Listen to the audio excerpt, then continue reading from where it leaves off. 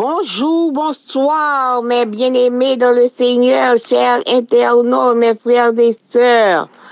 Visez-nous titré comme ça pour aujourd'hui. Ainsi, vous deviendrez les fils de votre Père. Aimez vos ennemis et priez pour ceux qui vous persécutent. Alors vous serez fils de votre Père qui est dans les cieux. Matthieu 5, versets 44 et 45. Notre Père des cieux, nous vous remercie pour protection. Demande-nous tout au coup de nuit, là, Seigneur. Aidez-nous pour nous comprendre parole, parce que chaque jour, mettez là pour nous capables de joindre, Seigneur Dieu Tout-Puissant, mais fait que des travaux capables de faire en nous-mêmes, pas seulement lire, pas seulement entendre, mais on travaille capable dans nous-mêmes. Bénis-nous, dirigez-nous, pardonnez péchés nous pour nous. Bénis journée en bien-nuit pour nous, au nom de Jésus. Amen. Le pasteur Peter Miller exerçait son œuvre pastorale à Ephrata, une ville de l'État de Pennsylvania aux États-Unis. À l'époque où George Washington était président du pays. Dans cette même ville vivait également Michael Whitman, un ennemi acharné du pasteur Miller. Whitman affrontait Miller partout et faisait tout pour humilier ce serviteur du Christ. C'était une période tumultueuse et Whitman a été accusé de trahison et plus tard condamné à mort. Une bonne nouvelle pour le pasteur Miller, n'est-ce pas? Eh bien, pas du tout. Miller est allé voir le président George Washington, qui faisait partie de ses meilleurs amis, et lui a demandé de libérer Whitman avec amour. Le président a expliqué qu'il ne pouvait pas gracier son ami. Alors, a répondu Miller, ami, ce n'est pas mon ami, c'est mon pire ennemi. Étonné de ce que Miller ait parcouru 110 km pour demander que la vie d'un ennemi soit épargnée, le président Washington a décidé de signer la grâce présidentielle et de pardonner Whitman. Le pasteur Miller a pris pour lui les mets de Jésus dans les évangiles de Matthieu. Nous voyons que le doux maître a présenté une série d'antithèses et voici l'une d'entre elles. Vous avez entendu qu'il a été dit, tu aimeras ton prochain et tu détesteras ton ennemi, mais moi, je vous dis, aimez vos ennemis et priez pour ceux qui vous persécutent, alors vous serez fils de votre Dieu, de votre Père qui est dans les cieux.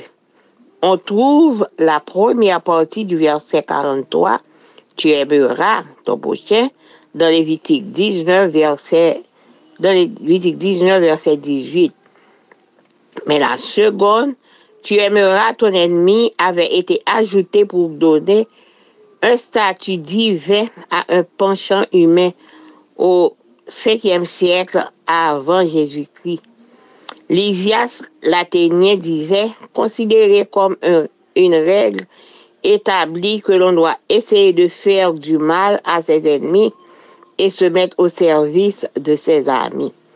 À cette tendance naturelle, en nous à haïr notre ennemi, Jésus appose un mais et nous fait une offre qui défie toute logique.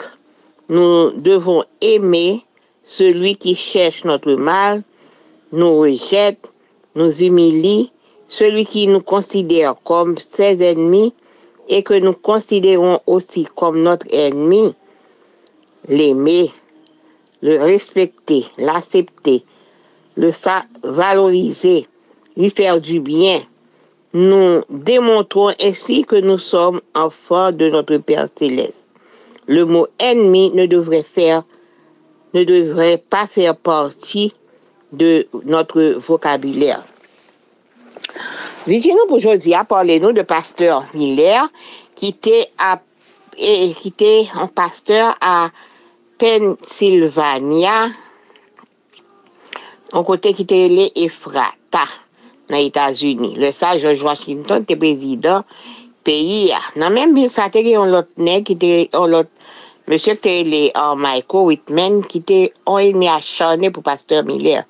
Il a cherché tout moyen pour voir s'il était capable de détruire un serviteur. Mais c'était une période qui devient très dure. Et que Whitman lui-même était accusé, il était trahi et puis il était condamné à mort. Eh bien, est-ce que ça n'est pas une bonne nouvelle de travailler pour pasteur Miller?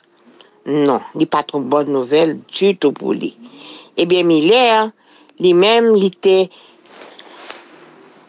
marché de 110 km pour sortir côté que le était pour aller côté George Washington, qui était yon en milieu, et puis pour le demander libération pour Whitman. Mais il demandait avec tellement d'amour que